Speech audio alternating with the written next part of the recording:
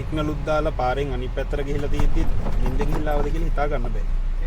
ඒ අතරට ලස්සන තැනුත් නැතුවම නෙවෙයි ඉති.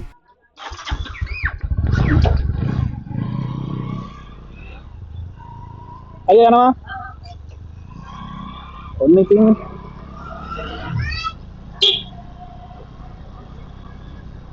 කොහොමද ඉතින් මට ඔෆිස් එකෙන් කෝල් එකක් ආවා.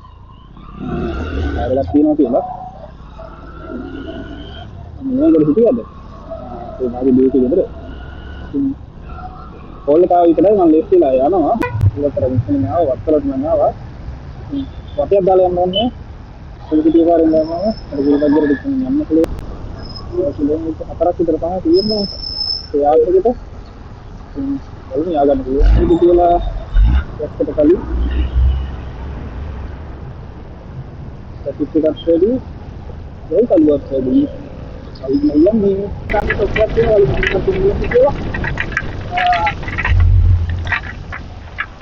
තමයි හාමු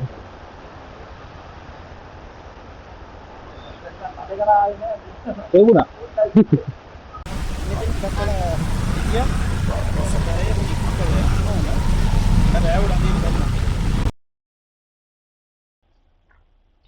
ඔන්න ඉතින් මම හරි අමාරුවෙන් සත් වැඩේ කරගෙන වාහනේට ආවා.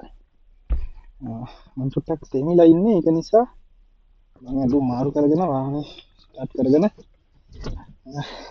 යන්න ඕන. වාහනේ උලන් ටික පුරව ගත්තා. දැන් යන්න කියලා තමයි හදන්නේ. එහෙනම් කොල්ලා අය යමු.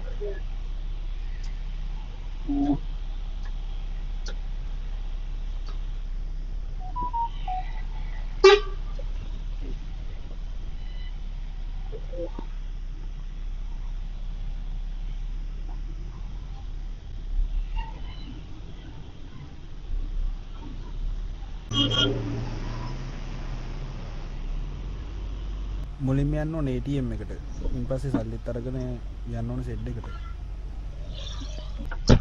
අපි යන් නම් ඉතින් සල්ලි කරගෙන යන්න ඕන. අත හොඳට කරගෙන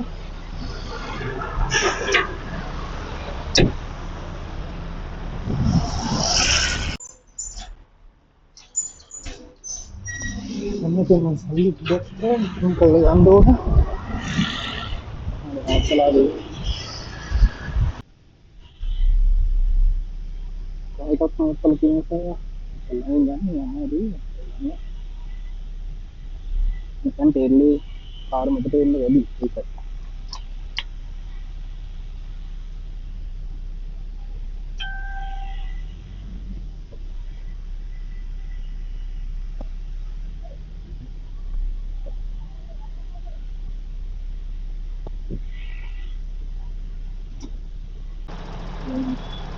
ආයෙත් කල්ලි ආයෙත් තියෙන විදිහට තමයි ඒක ගන්න.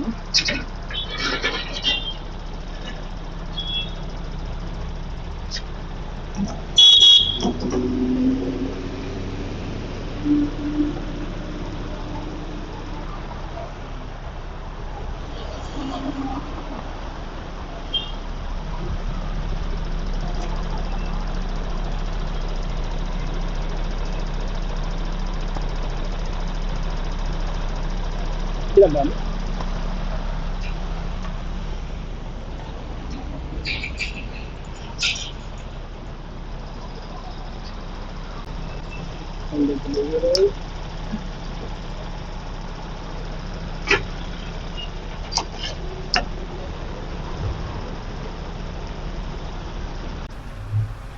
තෙල් ටික නම් ගහගෙන ඉවරයි. දැන් ඔක්ලාට් කෝල් එකක් දෙන්න ඕනේ. පාස් එක දාන්න දෙන්න කියලා. ඉතින් එයා හතේ ගේට් එකට ආවම පාස් එක බාර දුන්නාම එයා ගහලා දෙනවා මට.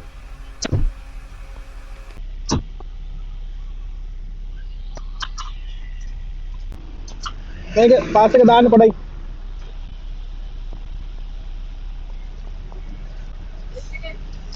ඒකක මට දුන්නේ. ඒක යදයි දැන් එයි. ඔව් මට කෝල් එකක් දාන්න දාලා. හරි මම කෝල් එකක්. අපේ ඔක්ලාට මම ගේට් පාස් එකක් දාන්න දීලා ආව. මට JC ටිකෙන් තමයි ඉම්පෝට් එක ගන්න තියෙන්නේ. ඉතින් ඕගොල්ලන් වරායට ඉම්පෝට් එකක් ගන්න එනවනම් අනිවාර්යෙන් JCT එකෙන් හයි ගේට් එකෙන් ඇතුල් වෙන්න ඕන. එතනින් තමයි කට්ටියට ඉම්පෝට් ගන්න යන්න තියෙන්නේ. ලයින් එක ගාවට ආවා. හැබැයි මේක පොලිමක් තියෙනවා. මම හිතන්නේ අද දෙකේ R එකටයි S එකටයි full busy.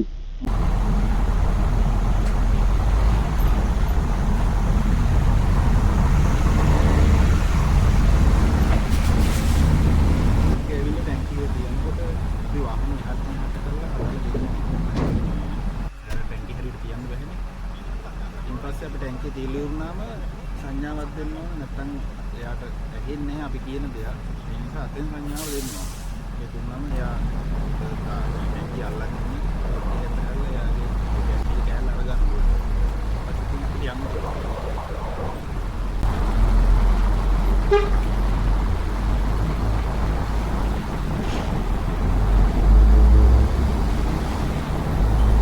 JCT එකෙන් ටැංකිය රටවගෙන ආවා. ඉතින් එළියට මම පොලිම ටිකක් තිබ්බා. අද 20 දවසක් හින්දා කොහොම හරි ගේට් එකෙන් මම එළියට ආවා.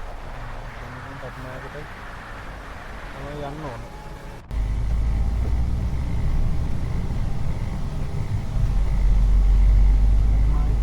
කටුනායකට යන්න ඕන. කටුනායකට ගිහිල්ලා තමයි ආදි අම්බලම යන්න තියෙන්නේ.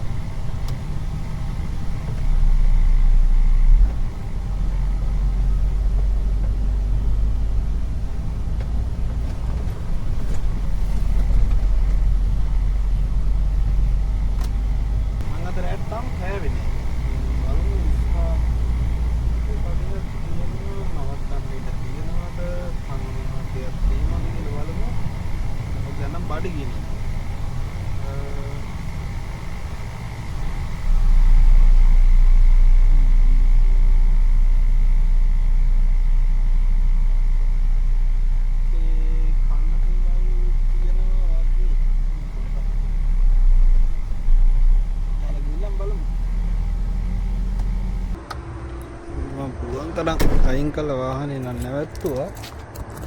බලමු පුණක් තියෙන්නේ කියලා හාල්ද.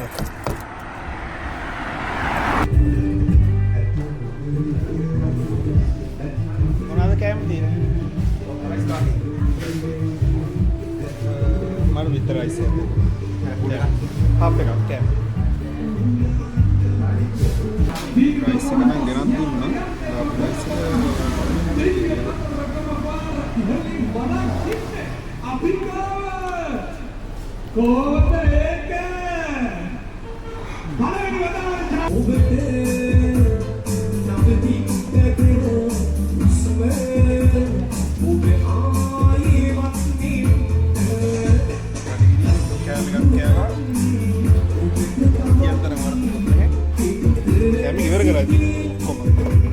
ඉතින් කෑමත් කෑව බඩ පුරව ගත්තා. තා චුට්ට දුරයි තියෙන්නේ. ගිහිල්ලා පාක්කේකට දාලා නිදා ගන්න තමයි තියෙන්නේ ඉතින්. තා චුට්ට දුරයි තියෙන්නේ.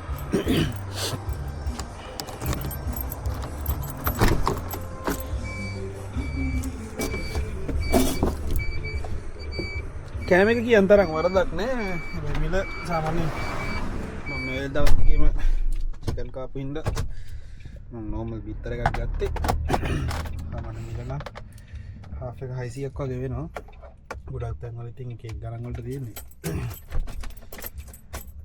කොහොම හරි බඩ පිරුණානේ. එච්චරයි.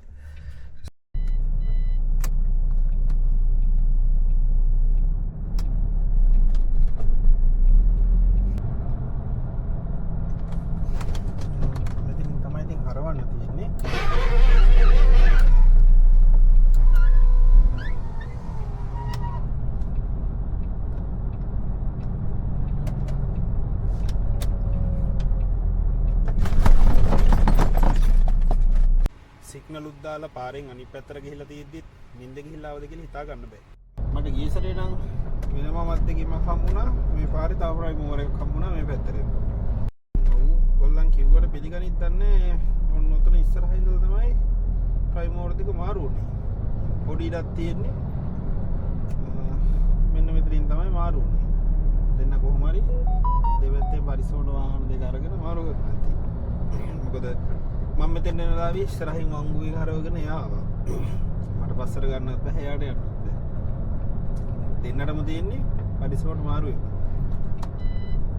ඉතින් ඒක තමයි දවුනේ.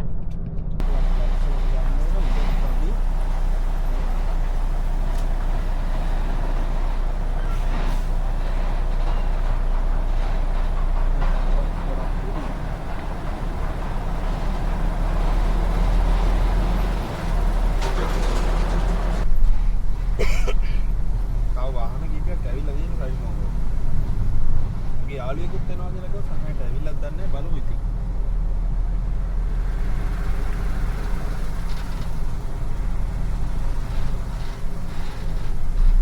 හලෝ ඔයා මොකද කලින් ඇවිල්ලා? මාර වැරදිලාද? ඔයාලා හොයන් තමයි ආවේ. අතට දාන්නද වෙට්ට දාන්නද?